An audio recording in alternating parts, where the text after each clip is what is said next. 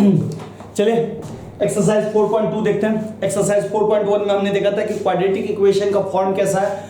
तो quadratic equation का form हमने देखा था ax² plus bx plus c equal to 0 होता है, जहाँ a कभी भी 0 के बराबर नहीं होगा और दूसरी बात a और b और c जो होगा वो रियल नंबर होगा। आज हम देखेंगे कि क्वाड्रेटिक इक्वेशन को सॉल्व कैसे करते हैं हम, और सॉल्व जो करेंगे हम करेंगे क्वाड्रेटिक इक्वेशन को फैक्टराइजेशन मेथड से, फैक्टर मेथड से सॉल्व कैसे करते हैं वो देखेंगे। तो चलिए देखना स्टार्ट करते हैं। x² minus 3x minus 10 equal to 0 question है। तो फैक्टर मेथड से सॉल्व करने के लिए सबसे पहले क्या करेंगे, देखेंगे कि ax² plus bx plus c equal to 0 पे ये टूटा है या नहीं, यानी कि इस फॉर्म पे है या नहीं। तो बिल्कुल है, ax² bx c है। अब इसमें क्या करना है, फर्स्ट एंड लास्ट को मल्टीपल करना है। x² और 10 को मल्टीपल कीजिए तो कितना आएगा, 10x² आ गया। अब क्या करना है कि फर्स्ट एंड लास्ट को मल्टीपल करने के बाद सेकंड स्टेप में 10 का एक ऐसा फैक्टर लेना है जिसको जोड़ के या घटा के, कुछ भी करके, या जोड़िए या घटाइए, बीच वाला पुराइए। तो ध्यान दीजिए 10 का फैक्टर 10 × 1 होगा। अब 10 में 1 जोड़ेंगे 11 आएगा, 10 में से 1 घटाएंगे 9 आएगा। पुट होगा, बिल्कुल ही नहीं होगा। अब देखिए 5 × 2, 10 का फैक्टर एक ये भी होता है। 5 में 2 जोड़ेंगे 7 आया, बिल्कुल नहीं। लेकिन 5 में से 2 घटाएंगे तो 3 आ गया, बिल्कुल ही आ गया। तो हम इसका ये फैक्टर लेंगे। लेकिन इस फैक्टर को लेने के लिए हम एक थोड़ा सा इसको लिखने का ढंग पे ध्यान देंगे। जैसे x² को x² लिखे, अब ये -3x है तो हम क्या करेंगे, -5x को पहले लिखेंगे और फिर प्लस 2x लिखेंगे, फिर -10। अब ध्यान दीजिए, जैसे ही मैंने -5x प्लस 2x किया तो इसको अगर आप कैलकुलेट कीजिएगा तो ये -3x के बराबर ही आएगा। तो लिखने के ढंग में भी थोड़ा सा ध्यान रखेंगे। अब क्या करना है, अब ये फर्स्ट 2 को कॉमन लीजिए और फिर लास्ट 2 में कॉमन लीजिए। फर्स्ट 2 में ध्यान दीजिए, यहाँ भी x है, यहाँ भी x है, x को कॉमन ले लीजिए तो x बचा। यहाँ पे माइनस x जा चुका है तो 5 बचा, ले लिए। प्लस इन दोनों में देखिए 2 कॉमन है, 2x बचा। कॉमन निकालने का मतलब है भागा देके निकालना, तो 2 भागा देके निकाले तो x बचा माइनस, और 10 में 2 भागा देंगे तो 5 बचेगा, तो ये 5 बराबर 0। इस क्वेश्चन में यहां तक निकालने के बाद सबसे पहले ध्यान देना आपको, ये दोनों टर्म सेम है या नहीं है। अगर ये दोनों टर्म सेम नहीं है तो गलत है, ये दोनों टर्म हमेशा सेम आना चाहिए। फिर जो सेम टर्म है इसको बाहर निकाल लीजिए और इसके बाद जो x और प्लस 2 है उसको एक साथ रख लीजिए इक्वल टू 0। अब क्या करना है, x - 5 को इसके साथ ले लीजिए और x + 2 को इसके साथ ले लीजिए, खत्म। -5 को इधर भेजिएगा तो +5 आ जाएगा और 2 को इधर भेजिएगा तो -2। आपको पता होगा प्लस इस साइड जाता है माइनस होता है, माइनस इस साइड जाता है तो प्लस हो जाता है, यही है खेल। सेकंड क्वेश्चन देखते हैं। सेकंड क्वेश्चन है 2x² प्लस x - 6 बराबर 0। पहला स्टेप फॉर्म में है, बिल्कुल फॉर्म में है, 2ax² plus bx plus c। Second क्या करना है, फर्स्ट और लास्ट मल्टीपल कीजिए, 12x²। थर्ड स्टेप क्या है, थर्ड स्टेप कहिए या सेकंड स्टेप, 12 का ऐसा फैक्टर निकालिए जिसको जोड़ के या घटा के बीच वाला पूर जाए। तो देखिए 4 × 3, 4 में 3 जोड़ेंगे 7 नहीं पूरेगा, लेकिन 4 में से 3 घटाएंगे तो 1 x है, तो मतलब सिंपल x है तो 1x है, तो 4 में से 3 घटाएंगे x, ठीक है। अब चलिए 2x²। अब इसको लिखने का ढंग देखिए, हम यहाँ पे प्लस 4x लिखेंगे इस बार और -3x लिखेंगे। क्यों, क्योंकि 4x में से 3x जाएगा तब जाके आपका प्लस x होगा, क्योंकि 4 3, अगर यहाँ पे मैं -3x sorry -4x plus 3x लिखता तो नहीं होता, तब यहाँ पे आता -x, तो अब सवाल मेरा गलती हो जाता। तो हमें लिखने के ढंग पे भी ध्यान देना पड़ेगा, क्लियर है। यहाँ पे बच गया -6 इक्वल टू 0। इन दोनों में और इन दोनों में कॉमन लेना है। इन दोनों में देखिए 2 भी है और x भी है, तो 2 निकल चुका है, x निकल चुका है, तो बचा क्या, x। 4 में से 2 निकल चुका है, अच्छा यहाँ पे प्लस है, प्लस लीजिए। 4 में से 2 निकल चुका है तो बचा 2, x तो ऑलरेडी निकल चुका है। अब देखिए यहाँ पे मैं माइनस यहाँ भी है, माइनस यहाँ भी है, कॉमन निकालेंगे। 3 यहाँ भी है, 6 यहाँ पे है, तो 3 भी निकल जाएगा, तो -3 हम कॉमन निकाल रहे हैं। -3 जैसे निकाले तो x के पास x बचा, माइनस में था प्लस में आ गया। -6 में से माइनस निकल चुका है तो प्लस आया, ठीक है। 6 में से 3 भागा देके निकाले तो 2, और मैंने आपको बोला था कि ये दोनों पार्ट सेम आना चाहिए, तो जैसे आया तो x + 2 लिख देंगे और 2x - 3 लिख देंगे। अब फिर क्या करेंगे, इसको इसके साथ ले लेंगे और 2x - 3 को इसके साथ ले लेंगे। अब क्या करना है, +2 को इधर भेज दीजिए, -2, 2x -3 को इधर भेजेंगे, +3, और x ये गुना में है तो इसको भेजेंगे तो ये भागा में आ गया। तो इसके दो सॉल्यूशन निकलेंगे। ध्यान रखिएगा क्वाड्रेटिक इक्वेशन के दो सॉल्यूशन निकलते हैं। अब ये तीसरा क्वेश्चन बहुत ही इंपॉर्टेंट है, √2x² + 7x + 5√2 = 0। इस तरह के क्वेश्चन में यही करना है, फर्स्ट एंड लास्ट को मल्टीपल करना है। 5√2 को √2 के साथ कीजिए, 5√2 × √2, तो √2 कितना हो गया 2, 5 दूनी 10। इन दोनों को मल्टीपल करें तो कितना है 10। अब 10 का ऐसा फैक्टर लेना है जिसको जोड़ के और घटाओ के बीच वाला पूरे। तो ध्यान दीजिए 7 है, 5 दूनी 10, अब 5 में 2 जोड़े 7, बस लिखने का ढंग रखेंगे। √2x², यहाँ पर मैं पहले 2x को लिखूंगा। क्यों 2x को लिखूंगा, क्योंकि √2 में 2 कॉमन आ जाएगा, फिर लिखूंगा 5x। अब देखिए 5 दोनों 7x हो गया, प्लस 5√2।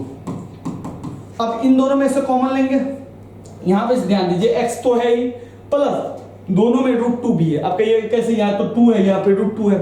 तो अभी हमने क्या देखा कि √2 को √2 कुछ से गुना कर दे तो क्या आता है 2। इसका मतलब ये भी तो है कि 2 में 2 √2 छुपा हुआ है, तो हम एक √2 निकाल सकते हो, तो एक √2 बच जाएगा। क्लियर है, तो ऐसे ही करेंगे। तो हम √2 और x कॉमन लेते हैं। जैसे हमने √2 निकाला, √2 निकल गया, 2 को x में से 1 को x निकल गया, तो 1 को x बचा, प्लस 2 में से x निकल चुका है, 2 में से निकला तो ये √2 हो गया तो x + √2 प्लस। अब इन दोनों में देखिए 5 है कॉमन, 5 ले लिए, तो इधर बचा x, इधर 5 निकल चुका है तो इधर बचा √2 = 0। इसको और इसको देखिए, तो ये होगा x + √2, और इधर हो गया √2x + 5 = 0। अब क्या करें, इसको लेना है x + √2 = 0, और इसको लेना है √2x + 5 = 0।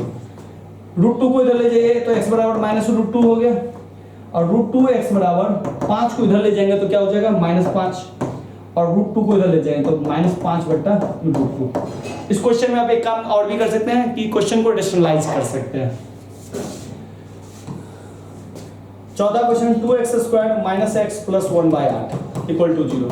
देखिए इस क्वेश्चन में हमको क्या करना पड़ेगा, पहले एलसीएम लेना पड़ेगा। एलसीएम कैसे लेंगे, नीचे में 1 1 8 का एलसीएम ले लिया, 8 1 अट्ठे 8 तो 8 दूनी 16x², 1 अट्ठे 8 तो -8x + 1 = 0। अब इसको क्रॉस मल्टीप्लीकेशन, इसको इससे, तो 16x² - 8x + 1 = 0। अब आ गया आपका quadratic equation ax² + bx + c, जिसको आप देखते हैं हर जगह, वैसा ही आ गया हर क्वेश्चन में। देखिए अब क्या कीजिए, फर्स्ट एंड लास्ट को गुना कीजिए, तो 16x², इसका फैक्टर कीजिए, 2 फैक्टर करना है, जिसको जोड़ के घटाओ के आ जाए तो भैया 4 × 4, 4 में 4 जोड़ेंगे तो 8 ले लीजिए 16x²। लेकिन इस बार 4 में 4 जोड़े हैं तब 8 है, लेकिन जोड़ने का ढंग है कि -4x, अब -4x लिखेंगे, तभी -4 और -4 -8 पूरा आएगा, +1। अब देखिए इन दोनों को ले लीजिए, 4x कॉमन निकालिए, 4x 16 में से 4 गया तो 4 बचा, 2x में से 1x गया तो 4x बचा, -1। ठीक है, -1 कॉमन लीजिए। जैसे हमने -1 कॉमन लिया तो 4x तो ऐसे ही बच जाएगा, लेकिन प्लस में से माइनस निकाल चुके हैं तो ये माइनस बचा। ठीक है, तब ना देखिए ना -+1। जब भी आपको थोड़ा सा भी लगे कि नहीं हम गलत कर रहे हैं तो रिवर्स करके देख लीजिए, 4 चक्के 16x² -4x +1। इन दोनों को भी देख सकते हैं रिवर्स करके, -4x -8x। तो इस तरह से रिवर्स करके भी हम जा सकते हैं। अब देखिए 4x - 1 = 0। अब इसको लेंगे तो 4x - 1 = 0 ले लेंगे, और इसको ले लेंगे तो 4x - 1 = 0। तो 4x 1 को इधर भेजेंगे 1, x = 4 को इधर भेजेंगे तो 1/4, यहाँ भी आ जाएगा x = 1/4। तो इस तरह आपके सॉल्यूशन निकल गए। लास्ट क्वेश्चन है 100x² - 20x + 1। इसमें भी यही करना है, फर्स्ट एंड लास्ट का मल्टीपल लेना है। तो मल्टीपल कितना होगा, 100 और 1 का 100। बिल्कुल उसी तरीके से 10 × 10 10 × 100 10 10 20। तो ऐसे ही करेंगे 100x² - 10x -10x + 1 = 0। इन दोनों में देखिए 10x कॉमन है, जैसे हमने पिछले क्वेश्चन में लिया हुआ था। तो यहाँ पे 100 में से 10 निकला, 10x² में से x, 10x पूरा निकल गया तो 1। यहाँ भी -1 ले रहे हैं तो 10x - 1, ये दोनों बराबर आना चाहिए। पिछला क्वेश्चन भी बिल्कुल इसी तरीके से था, देख लीजिए, बस यहाँ पे 16x था और यहाँ पे 100x है, बात बाकी वही है। यहाँ पे -8x था और यहाँ पे -20x है।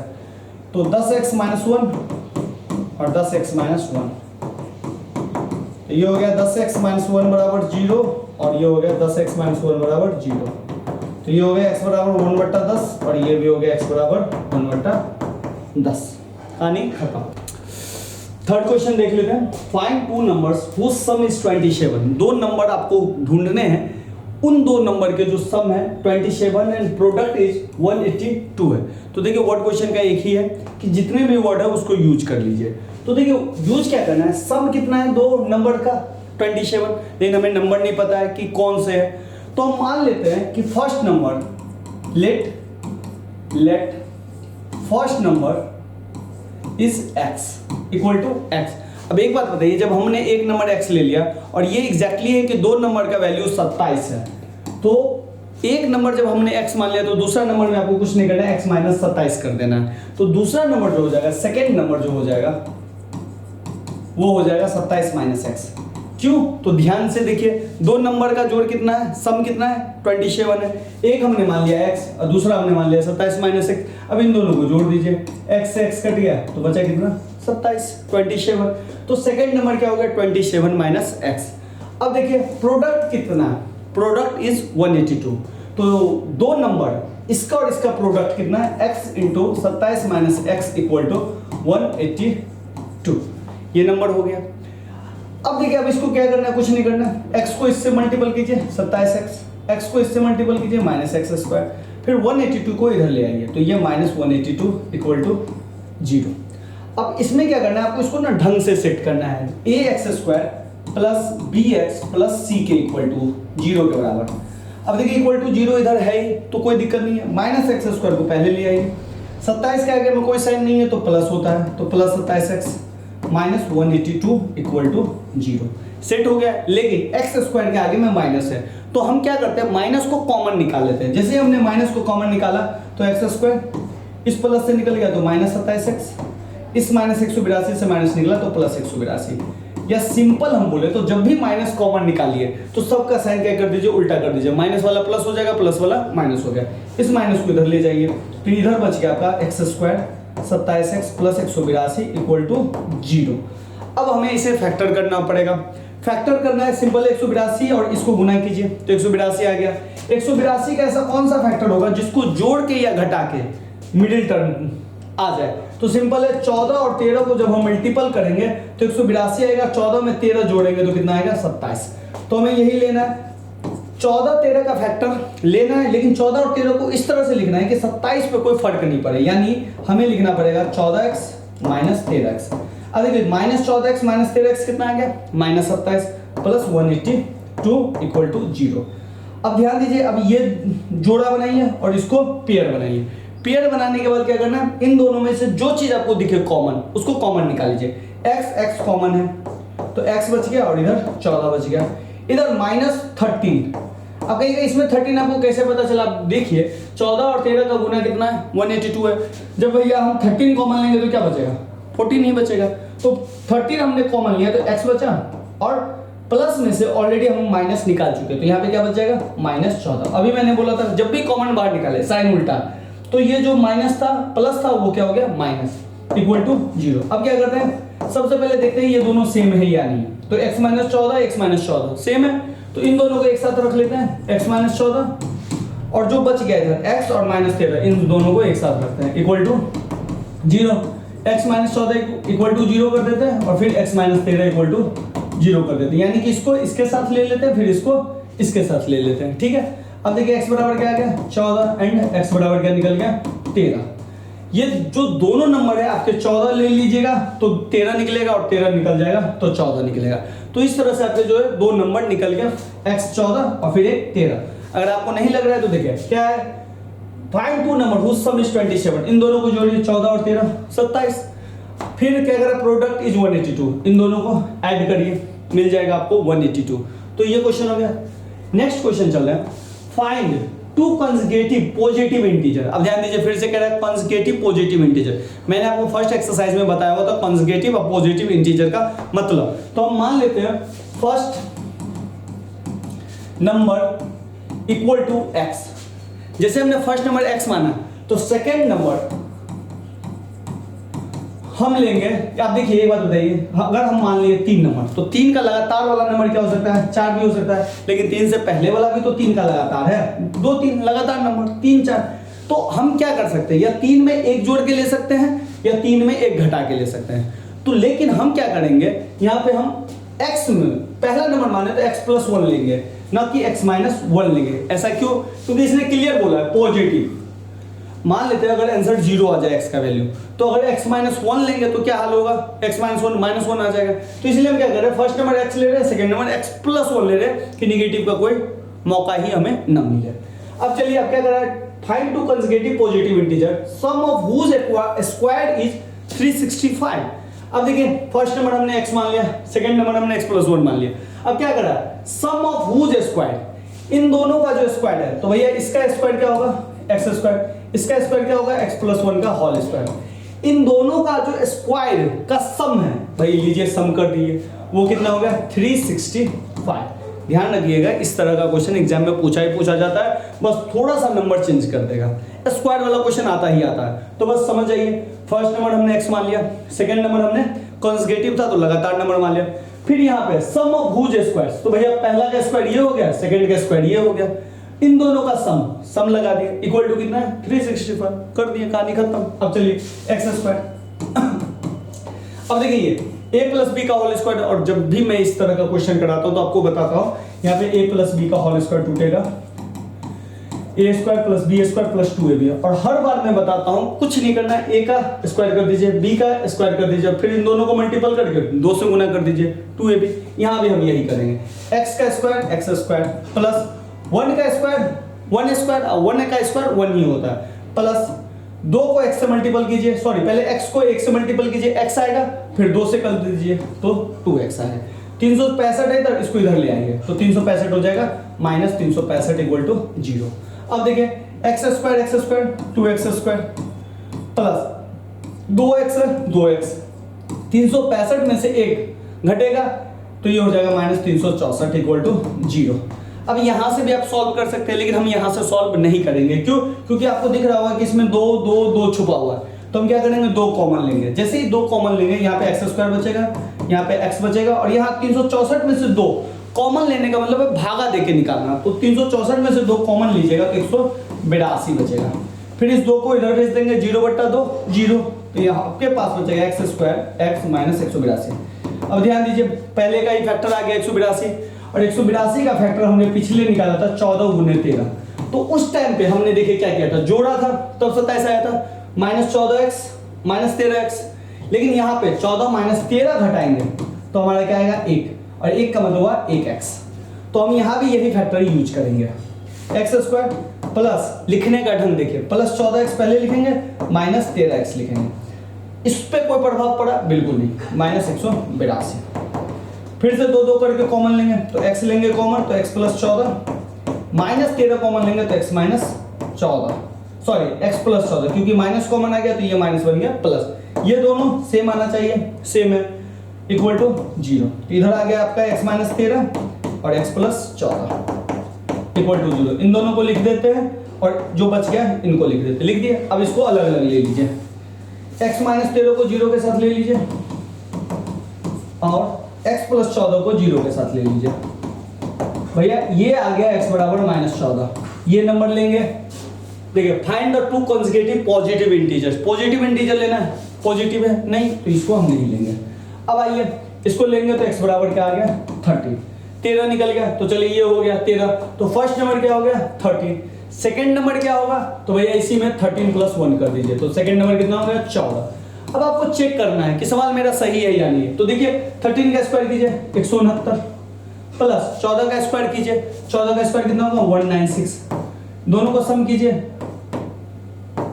365। देखिए क्वेश्चन ने क्लियर किया, हुज स्क्वायर इज 365, तो भैया 13 का स्क्वायर 169, 14 का स्क्वायर 196, दोनों का स्क्वायर 365, इसका मतलब 13 और 14 हमारा आंसर सही है। तो इस तरह के सवाल को आप चेक भी कर सकते हैं, यहां भी हमने चेक किया होता 14 और 13 को जोड़ के। चलिए आप नेक्स्ट क्वेश्चन देखते हैं। नेक्स्ट क्वेश्चन रहता है altitude of right angle is 7 centimetre less than its base if the hypotenuse is 13 centimetre find the other two side. अब देखिए भैया हाइपोटेनस दिया, ठीक है, जैसे ही हाइपोटेनस दिया तो आपके दिमाग में आ गया होगा कि राइट एंगल का प्रॉपर्टी है, तो ले लेते हैं ए बी सी। हाइपोटेनस कितना दिया है 13, तो ये हो गया आपका 13 सेंटीमीटर, 13 सेंटीमीटर हो गया। अब देखिए क्वेश्चन पहले आते हैं, the altitude of right angle is, right angle triangle भी बोला हुआ है तो ये 90 डिग्री ही होगा, हाइपोटेनस क्यों, राइट एंगल पहले भी बोला है, is 7 centimetre less than its base. Altitude जो है ट्रायंगल का बेस से 7 सेंटीमीटर कम है। तो भैया एक बात बताइए, अगर मैं बोलूंगा किसी का बेस इससे 7 कम है तो पहले हमको एग्जैक्टली तो पता होना चाहिए कि उसका बेस है कितना। बात समझे? जैसे मान लीजिए कि मैं दो नाम बोलूंगा, एक नाम ए है एक नाम बी है। मैं बोल रहा हूं ए के पास 7 रुपया कम है बी से, तो भैया हमको पता तो चले कि बी के पास कितना है। अगर बी के पास 11 है तो ए के पास कितना होगा, 11 माइनस 7 होगा कि नहीं होगा, क्योंकि बी के पास ए के पास बी से 7 कम है। तो एग्जैक्टली हमको बी का तो पता हो, तो वही हम करना है। Altitude of right angle triangle is 7 centimetre less than its base. Base से 7 लेस है एल्टीट्यूड, तो एल्टीट्यूड अगर बेस से 7 कम है तो सबसे पहले हम मान लेते हैं let base equal to x. अब भैया हमको बेस पता चल गया एक्स है, अब एल्टीट्यूड कितना है तो सिंपल है, एल्टीट्यूड हो गया आपका, एल्टीट्यूड हो गया बेस से 7 लेस, यानी कि बेस से 7 कम है तो x माइनस 7 हो गया, खत्म कहानी। अब ये सारा डेटा आपको मिल गया, अब सारा डेटा मिल गया तो बेस हो गया आपका ये x और ये हो गया x माइनस 7। अब क्या करें, तो देखिए अब कुछ नहीं करने के लिए बोला है, यहाँ पे तो बोला हुआ था कि हुज स्क्वायर इज 365, यहाँ पे बोला था प्रोडक्ट इज 182, लेकिन यहाँ पे तो कुछ बोल ही नहीं रहा, लेकिन नहीं बोल के भी वो बहुत कुछ बोल रहा है। क्यों? क्योंकि इसने बोला राइट एंगल ट्रायंगल है, और राइट एंगल ट्रायंगल के बारे में आप जानते हैं कि हाइपोटेनस का स्क्वायर जो होता है इन दोनों साइड के स्क्वायर के सम के बराबर होता है, तो वही हम लगाएंगे हाइपोटेनस का स्क्वायर, ठीक है, जोड़ परपेंडिकुलर एल्टीट्यूड का स्क्वायर जोड़ बेस का स्क्वायर। तो हम पहले लिख रहे हैं ए बी का स्क्वायर प्लस बी सी का स्क्वायर इक्वल टू क्या होता है ए सी का स्क्वायर, लिख दीजिए, खत्म। ये पाइथागोरस ट्रिक था, पाइथागोरस ट्रिक हम लगा दिए। अब जैसे ए बी है, ए बी आपके पास क्या है x माइनस 7, उस पर होल स्क्वायर लगा दीजिए, प्लस बी सी कितना है x है, ए सी कितना है भैया 13, तो 13 का स्क्वायर लगा दीजिए, खत्म कहानी। अब देखिए x माइनस 7 का होल स्क्वायर, तो यहाँ पे a माइनस बी है, और a माइनस बी का जो फॉर्मूला होता है आपके पास होता है a square plus b square, बस यहाँ पे माइनस 2a भी लग जाता है। तोड़ने का नियम वैसे ही जैसे a प्लस बी का तोड़े थे, इसको स्क्वायर करेंगे b को स्क्वायर करेंगे, बस माइनस लगा के फिर ए बी को गुना करेंगे और फिर 2 से गुना कर देंगे, कहानी खत्म। ए बी और 2 को गुना करेंगे, कहानी खत्म। चलिए x का स्क्वायर प्लस लगाएंगे 7 का स्क्वायर करेंगे, 7 का स्क्वायर कितना होता है 7 माइनस, क्योंकि माइनस है तो एक जगह माइनस आता है, माइनस 2ab। इन तीनों को गुना कीजिए, 7 को x से कीजिए 7x को 2 से कीजिए 14x, खत्म। इन तीनों को गुना कर दिए, x 7 2 को, खत्म। ऐसे ही करना है, प्लस x स्क्वायर, इसका कितना होगा 13 का स्क्वायर होता है 169। अगर स्क्वायर नहीं याद है तो याद कर लीजिए, 13 का स्क्वायर नहीं याद है तो 13 को 13 से मल्टीप्लाई करके आप निकाल सकते हैं। अब चलिए देखते हैं x स्क्वायर, ये हो गया 2x स्क्वायर माइनस 14x ले लीजिए, ये प्लस 49 हो गया, और ये 169 को इधर ले आइए तो ये माइनस 169 हो गया इक्वल टू 0, कहानी खत्म। अब देखिए 2x square minus 14x plus 49 minus 169, इसको अगर कैलकुलेट कीजिएगा तो आएगा 120 इक्वल टू 0। अब यहाँ भी देखिए आपके पास 2 कॉमन लेने का स्कोप है, जब भी कॉमन दिखे ले लीजिए क्योंकि कैलकुलेशन छोटा होगा। कॉमन ले लिए 2x square minus 7x minus 60 equal to 0, देख लीजिए x स्क्वायर माइनस 7x 60 बराबर 0। अब 60 और x स्क्वायर को गुना करेंगे तो कितना आएगा 60 का कौन सा फैक्टर लेंगे जिसको जोड़ के घटा के 7 आए, तो भैया 12 पंचे 60, अब 12 में से 5 गया 7, ले लेते हैं x स्क्वायर माइनस 7x है तो इसको हम ऐसे करते हैं प्लस 12x लिखते, सॉरी x स्क्वायर है माइनस 12x लिखते हैं प्लस 7x लिखते हैं, ठीक है 7x नहीं लिखना है, प्लस 5x लिखना है, 12 में से 5 घटेगा तब आएगा minus 7x minus 60 equal to 0। अब इन दोनों में कॉमन और इन दोनों में कॉमन, x है तो x माइनस 12 प्लस 5 है तो x माइनस 12 इक्वल टू 0, तो ये हो गया आपका x माइनस 12 और ये हो गया आपका x प्लस 5 इक्वल टू 0। अब x माइनस 12 को 0 के साथ ले लीजिए, x माइनस 12 इक्वल टू 0, इधर ले लीजिए x प्लस 5 इक्वल टू 0, तो ये हो गया x इक्वल टू 12 इधर भेज देंगे तो इधर हो गया x इक्वल टू -5। अब -5 तो हम ले ही नहीं सकते हैं, क्यों? अब पूछिएगा क्यों, सोचिएगा क्यों? कभी भी किसी की लंबाई हम माइनस में नहीं नापते। अगर आप कोई चीज नापते हैं तो क्या उसको माइनस में नापते हैं? बिल्कुल नहीं, पॉजिटिव नापते हैं। तो हम x का वैल्यू 12 लेंगे। अब देखिए x का वैल्यू जैसे ही हमने 12 लिया तो हमारा बेस कितना हो गया? 12 निकल गया। बेस हमारा 12 हो गया तो भाई एल्टीट्यूड कितना हुआ? तो देख लीजिए x का मान 12, 12 - 7, एल्टीट्यूड निकला 5। अब देखिए ये 5 का स्क्वायर कीजिए, चेक करते हैं। 5 का स्क्वायर प्लस 12 का स्क्वायर कीजिए, और इधर कितना था? 13 का स्क्वायर। 5 का स्क्वायर कितना आएगा? 25, 12 का स्क्वायर 144, 13 का स्क्वायर 169, 169 बराबर 169। इसका मतलब ये सवाल हमारा जो आंसर है वो सही है। नेक्स्ट क्वेश्चन चलते हैं। थोड़ा सा लेंथी क्वेश्चन है बट आसान क्वेश्चन है, बस समझते चलिए। क्या कर रहा है? एक cottage industry produce a certain number of pottery articles in a day. एक कॉटेज इंडस्ट्री है जो कोई चीज प्रोड्यूस कर रहा है, एक निश्चित संख्या में, एक निश्चित नंबर में वो प्रोड्यूस करता है, ठीक है। It was observed on a particular day that the cost of production of each article was 3 more than twice the number of articles produced on the day. थोड़ा सा ब्लड है इसलिए नहीं दिख रहा था, इसलिए कह रहे हैं। देखिए क्वेश्चन क्या है? एक cottage industry produces certain number of pottery articles in day. एक कॉटेज इंडस्ट्री है जो एक सर्टेन नंबर कोई चीज प्रोड्यूस कर रहा है। तो भाई मान लेते हैं नंबर्स कितना है इसका, प्रोड्यूस नंबर कितना है? प्रोड्यूस नंबर है मान लेते हैं x, ठीक है। x प्रोड्यूस किया, फिर इट इज वाज ऑब्जर्व, एक दिन देखा गया ऑन ए पर्टिकुलर डे, किसी खास दिन ऑब्जर्व किया गया कि cost of production of each article in rupees was 3 more than twice the number of article produce on that day. उस दिन देखा गया कि जितना नंबर प्रोड्यूस होता उसका डबल, उसका ट्वाइस द नंबर। तो भैया प्रोड्यूस हमने कितना माना? x, तो उसका 2x, उसी में प्लस 3 हम ऐड कर देते हैं तो उस एक का कॉस्ट है। क्वेश्चन समझ में आ गया? क्वेश्चन कह रहा है, क्वेश्चन है सेकंड वाले में, क्वेश्चन सेकंड वाले में सिंपल कह रहा है कि it was observed in a particular day, एक दिन किसी खास दिन देखा गया कि cost of production of each article, एक आर्टिकल का जो कॉस्ट लगता है प्रोडक्शन करने में, जैसे मान लीजिए हम ये पेन उत्पादन कर रहे हैं तो इस पेन को उत्पादन करने में जो हमारा कॉस्ट लग रहा है वो जितना हम उत्पादन करते हैं, एक दिन में अगर मान लीजिए 10 उत्पादन करते हैं तो उसका डबल, इसका ट्वाइस प्लस 3, समझे? तो यानी कि 23 रुपया हमको इस पेन का लगता है। तो यही क्वेश्चन कर रहा है कि जितना हम प्रोड्यूस कर रहे हैं उसका डबल से 3 ज्यादा लगता है। यही है number of article produce on that day, it is the total cost of production on that day was number. भैया एक पे लग रहा है इतना, तो टोटल कलेक्शन, टोटल नंबर में जो कॉस्ट लग रहा है वो लग रहा है 90 रुपया। तो भैया एक का प्रोडक्शन रोज हम कितना कर रहे हैं, एक कितना पे हो रहा है, एक का रेट है, एक का जो कॉस्ट लगा वो लगा 2x + 3, एक का एक दिन में जितना किया तो एक दिन में टोटल किया x, दोनों को गुना करेंगे।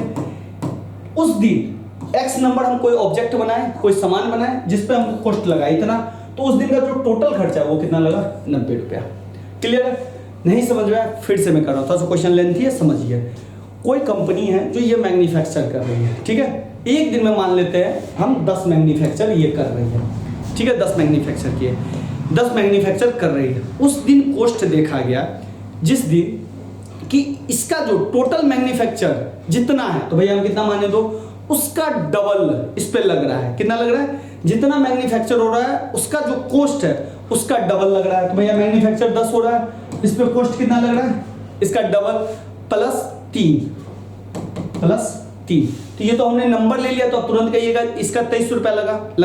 लेकिन हम अगर इसी को थोड़ा सा बदल दें कि भैया इस पेन को कोई फैक्ट्री बनाती है, एक दिन में वो सर्टेन पेन बनाती है। भाई सर्टेन पेन कितना बना? तो x बना, ठीक है। सर्टेन पेन बना, एक दिन ऑब्जर्व किया गया कि इस पेन को बनाने में कितना रुपया लगा है, सिर्फ एक पेन को। तो देखा गया कि जिस दिन इस पेन को बनाया गया और जिस दिन देखा गया, तो देखा गया कि जितना नंबर प्रोडक्ट हो रहा है, यानी कि कितना नंबर प्रोडक्शन हो रहा है x, उसका डबल। तो भैया x का डबल और उसमें 3 रुपया और जोड़ दीजिए, ये इसका कॉस्ट है। हो गया? समझ गए? एक का कॉस्ट कितना है? 2x + 3। पूरा पेन कितना भर दिन में बढ़ रहा है? x। तो भैया उस दिन का जो टोटल खर्चा है तो भैया टोटल खर्चा कितना है, टोटल रुपया, एक पेन का रुपया, टोटल पेन, तो मल्टीपल किया तो ये 90 रुपया दे दिया। अब इसको कैलकुलेट कीजिए, 2x को x से कीजिए 2x स्क्वायर, 3 को x से कीजिएगा 3x, 90 को इधर ले आइए, -90 = 0। अगर इसमें कॉमन आ रहा है तो कॉमन लीजिए, कॉमन नहीं आ रहा है तो आराम से कीजिए कैलकुलेशन। कैसे करेंगे, अब 90 दूनी 180। अब बताइए 180 का कौन सा ऐसा कैलकुलेशन करें जिसको जोड़ के या घटा के 3x आ जाए, बताइए, थोड़ा सा सोचिए, दिमाग पे जोर लगाइए, फिर आराम से निकालिए।